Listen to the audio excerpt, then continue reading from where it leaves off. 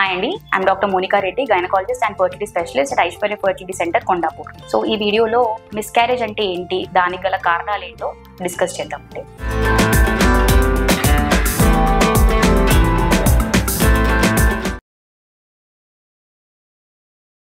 So అసలు miscarriage అంటే ఏంటి? సో ప్రెగ్నెన్సీ కన్ఫర్మ్ అయిన దగ్గర నుంచి 20 వారాల లోపు ఒకవేళ ప్రెగ్నెన్సీ కనుక పోయినట్టయితే దాన్ని మిస్క్యారేజ్ లేదా అబార్షన్ అని అంటామండి. సో దానికి రకరకాల కారణాలు ఉంటాయి. దాంట్లో మనం టాప్ 5 ముఖ్య కారణాలు మాత్రమే ఈ వీడియోలో డిస్కస్ చేద్దామండి. సో ఫస్ట్ ముఖ్యమైన మోస్ట్ కామన్ రీజన్ వచ్చేసి క్రోమోజోమల్ అబ్నార్మాలిటీస్ అండి, అంటే జెనెటిక్ అబ్నార్మాలిటీస్ అని అంటారు. సో నార్మల్గా పిండం ఫామ్ అయినప్పుడు తల్లి నుంచి 23 క్రోమోజోములు, తండ్రి నుంచి 23 క్రోమోజోములు తీసుకొని దానికి ఒక యూనిక్ క్రోమోజోమల్ కాంబినేషన్ అనేది ఏర్పడడం జరుగుతుందండి.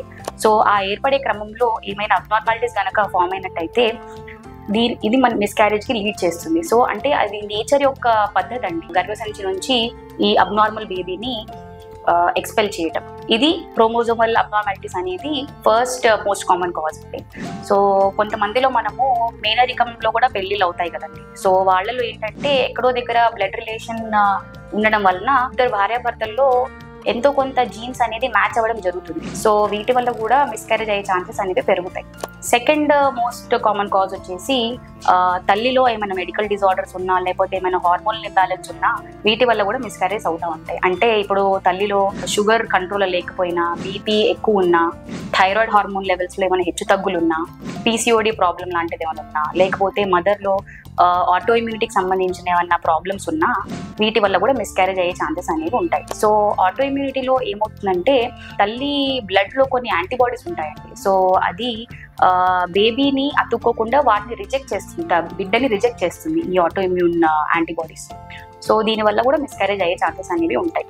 థర్డ్ మోస్ట్ కామన్ కాజ్ వచ్చేసి తల్లి యొక్క గర్భసంచిలో ఏమైనా స్ట్రక్చరల్ అబ్నార్మాలిటీస్, అంటే నిర్మాణ లోపాలు ఏమైనా ఉన్నా కూడా మిస్క్యారేజ్ అయ్యే ఛాన్సెస్ అనేవి ఉంటాయి. అంటే కొంతమందికి పుట్టుకతోనే గర్భసంచి లోపల అడ్డుపొర లాంటిది ఏమైనా ఉన్నా, లేకపోతే గర్భసంచి 2 భాగాలుగా ఉన్నా, ఏమన్నా ఫైబ్రాయిడ్స్ కానీ, పాలిప్స్ కానీ ఇలాంటివి ఏమైనా ఉన్నా, లేకపోతే గర్భసంచి యొక్క ముఖద్వారం అంటే సర్విక్స్ ఏమైనా లూజ్గా ఉన్నా, ఇలాంటి వాటిలో కూడా మిస్క్యారేజ్ అయ్యే ఛాన్సెస్ అనేవి ఎక్కువగా ఉంటాయి. 4వ రీజన్ వచ్చేసి ఇన్ఫెక్షన్స్. గర్భసంచి లోపలి పొరలో ఏమైనా ఇన్ఫెక్షన్స్ అంటే క్రానిక్ ఎండోమెట్రైటిస్ లాంటి కండిషన్స్ ఉన్నా, లేకపోతే ఏవైనా ఇమ్యునలాజికల్ కండిషన్స్ ఉన్నా, అంటే యాంటీఫాస్ఫోలిపిడ్ యాంటీబాడీస్ కానీ, లేకపోతే ఎస్ఎల్ఈ వ్యాధికి సంబంధించిన యాంటీబాడీస్ ఉన్నా మిస్క్యారేజ్ అయ్యే ఛాన్సెస్ అనేవి ఉంటాయి. సో వీటిలో ఏమవుతుందంటే మదర్ యొక్క బ్లడ్లో రక్తం గడ్డగట్టే టెండెన్సీ అనేది ఎక్కువగా ఉంటుందండి. సో దానివల్ల బ్లడ్ వెసల్స్లో రక్తం గడ్డగట్టేసి బేబీకి బ్లడ్ సప్లై అనేది తగ్గుతుంది, దానివల్ల మిస్క్యారేజ్ అనేది అవుతుంది.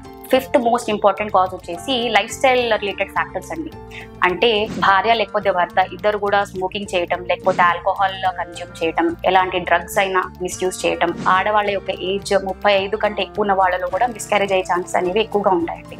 దాంతోపాటు అధిక బరువుగా ఉండడం, లేకపోతే మరీ తక్కువ బరువులో ఉండటం, పర్యావరణంలో ఉన్న పొల్యూషన్కి ఎక్స్పోజ్ అవ్వడం, లేకపోతే ఎలాంటి రసాయన పదార్థాలైనా తీసుకోవటం, ఇలాంటి రీజన్స్ అన్నిటి వల్ల కూడా మిస్క్యారేజెస్ అనేవి అవుతూ ఉంటాయి. నెక్స్ట్ వచ్చేసి కొంతమందిలో అన్ని టెస్టులు చేసినా అన్ని నార్మల్గా ఉంటాయి. ఒక 20% మందిలో మనకి ఎలాంటి రీజన్ అనేది తెలియదు. సో వీళ్ళలో అన్ఎక్స్ప్లెయిన్డ్ రీజన్ అని మనం చెప్తామండి.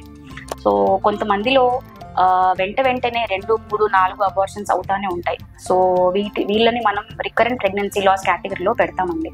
సో ఇలాంటి వాళ్ళకి ఖచ్చితంగా మీరు ఏం చేయాలంటే మీ దగ్గరలో ఉన్న గైనకాలజిస్ట్ సంప్రదించి వెంటనే ఎవాల్యుయేట్ చేసుకోవడం అనేది చాలా చాలా ఇంపార్టెంట్ అండి. Thank you.